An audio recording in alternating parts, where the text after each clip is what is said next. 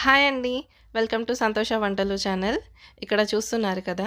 నేను ఈరోజు ఆలుగడ్డ టమాటా కర్రీ చాలా టేస్టీగా, పర్ఫెక్ట్‌గా ఎలా చేసుకోవాలో ఈ వీడియోలో చూపిస్తానండి. మీరు ఇలాగే ట్రై చేయండి. చాలా పర్ఫెక్ట్‌గా వస్తుంది. దానికోసం నేనిక్కడ 4 చిన్న ఆలుగడ్డల్ని ఇలా మీడియం సైజ్ ముక్కలుగా కట్ చేసుకున్నానండి. మరీ చిన్నగా కాకుండా, మరీ పెద్దగా కాకుండా. అలాగే ఒక ఉల్లిగడ్డ, 2 పెద్ద పచ్చిమిర్చీలు, 3 పెద్ద టమాటోలు, అలాగే కొద్దిగా కొత్తిమీరని ఇలా కట్ చేసి తీసుకున్నానండి. ఇప్పుడు మనం కర్రీ ఎలా చేసుకోవాలో చూద్దామండి.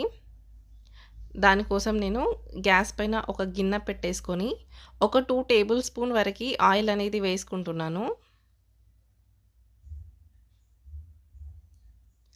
ఈ ఆయిల్ వేడయిన తర్వాత ఒక పావు టీ స్పూన్ వరకి ఆవాలు, హాఫ్ టీ స్పూన్ వరకి జీలకర్ర వేసుకుంటున్నాను. అలాగే కట్ చేసి పెట్టుకున్న పచ్చిమిర్చిని వేసి కొద్దిగా వేగనివ్వాలండి. ఇప్పుడు మనం ఉల్లిగడ్డల్ని కూడా వేసుకుందాం. ఈ ఉల్లిగడ్డలు, పచ్చిమిర్చి అనేది మంచిగా వేగనివ్వాలండి ఫస్ట్. చూసారా? మంచిగా వేగిపోయాయి ఉల్లిగడ్డ, పచ్చిమిర్చి అనేవి. ఇప్పుడు మనం ఆలుగడ్డల్ని వేసుకుందామండి ముందుగా. మనం కట్ చేసి పెట్టుకున్న ఆలుగడ్డల్ని వేసి, ఈ ఉల్లిగడ్డలతో ఒక 5 నిమిషాల వరకి ఆలుగడ్డల్ని ఉడికించుకోవాలండి ముందుగా మనం. అల్లం వెల్లుల్లి పేస్ట్ వేయకముందే మనం ఇలా ఆలుగడ్డల్ని ఆయిల్‌లో వేసి ఉడికించుకున్నామంటే ఆలుగడ్డ అనేది పర్ఫెక్ట్‌గా ఉడుకుతుందండి. దానికోసం ఒక 1 టీ స్పూన్ వరకి సాల్ట్ అనేది వేసుకుంటున్నాను ఇక్కడ ఆలులో. ఇలా సాల్ట్ వేసుకోవడం వల్ల ఈ ఆలుగడ్డ అనేది తొందరగా ఉడికిపోతుంది. చాలా ఫాస్ట్‌గా అవుతుంది. ఇలా మూత పెట్టుకొని ఒక 5 నిమిషాల వరకి ఉడికించుకోవాలండి. ఇలా మధ్య మధ్యలో మూత తీసి ఆలుగడ్డని కలుపుకుంటూ మంచిగా ఉడికించుకోవాలండి. చూసారు కదా! ఉల్లిగడ్డ, ఆలుగడ్డ, పచ్చిమిర్చి మంచిగా వేగిపోయాయి. ఇలా వేగిపోయిన తర్వాత ఒక పావు టీ స్పూన్ వరకి అల్లం వెల్లుల్లి పేస్ట్ వేసుకుంటున్నాను. దీన్ని కలుపుకోవాలి మంచిగా. ఇలా కలుపుకున్న తర్వాత ఒక హాఫ్ టీ స్పూన్ వరకి పసుపుని కూడా యాడ్ చేసుకుందాం.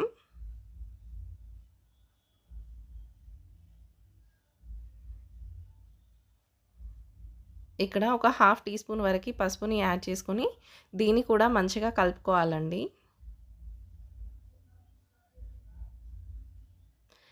ఇప్పుడు మనం కట్ చేసి పెట్టుకున్న టమాటో ముక్కల్ని వేసుకుందామండి ఈ ఆలుగడ్డలోకి.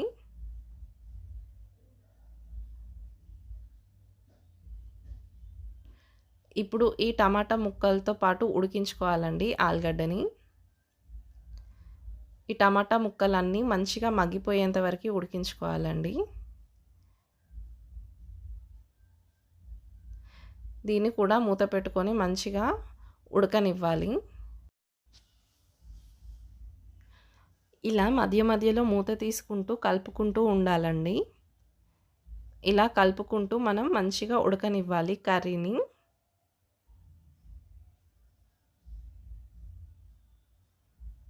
చూసారా మంచి కలర్‌తో ఎంత టేస్టీగా కనిపిస్తుందో ఇప్పుడు. ఇలా టమాటో అంతా ఉడికిపోయిన తర్వాత మనం ఉప్పు, కారాన్ని యాడ్ చేసుకుందామండి. చూసారా టమాటో కూడా మంచిగా ఉడికిపోయింది. దీనికి ఒక 1 టేబుల్ స్పూన్ కారం అయితే సరిపోతుందండి. అలాగే 1 టీ స్పూన్ సాల్ట్‌ని కూడా యాడ్ చేసుకుంటున్నాను. ఇప్పుడు దీన్ని మంచిగా కలుపుకోవాలండి. ఇలా కర్రీ అంతా పట్టేలాగా ప్రాపర్‌గా కలుపుకొని మనం వాటర్ అనేది యాడ్ చేసుకుందామండి. ఇక్కడ చిన్న టీ గ్లాస్‌తో ఒక 2 గ్లాసెస్ వాటర్ అనేది యాడ్ చేస్తున్నాను.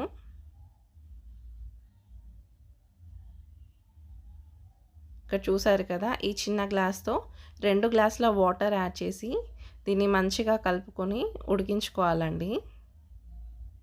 మనం కొత్తిమీరని కూడా ఇప్పుడే యాడ్ చేసుకుందాం.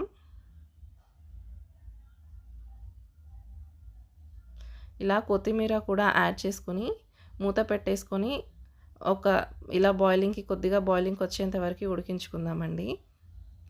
ఇప్పుడు మనం గరం మసాలా, ధనియాల పొడి యాడ్ చేసుకుందాం. ఇక్కడ చూసారా, ఒక పావు టీ స్పూన్ వరకు గరం మసాలా యాడ్ చేసుకుంటున్నాను. అలాగే 1 టీ స్పూన్ వరకు ధనియాల పొడిని యాడ్ చేసుకుంటున్నాను. ఇప్పుడు దీన్ని మంచిగా కలుపుకొని ఇది మంచిగా బాయిలింగ్కి వచ్చేంత వరకు ఉడకనివ్వాలండి.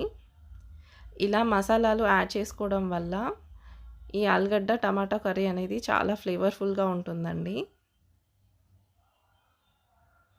ఇలా మూత పెట్టుకొని ఇంకొక 3 నిమిషాలు ఉడికించుకున్నామంటే అంతేనండి. మనకి టమాటో ఆలుగడ్డ కర్రీ అనేది చాలా చాలా టేస్టీగా రెడీ అండి. ఇక్కడ చూసారు కదా పర్ఫెక్ట్ గ్రేవీతో ఆలుగడ్డ టమాటా మంచిగా ఉడికిపోయి ఎంత పర్ఫెక్ట్గా వచ్చిందో కదా. తింటే కూడా అంతే చాలా టేస్టీగా ఉందండి.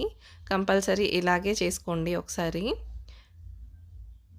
Thank you for watching my video. Please subscribe to my channel. Take care. Bye bye.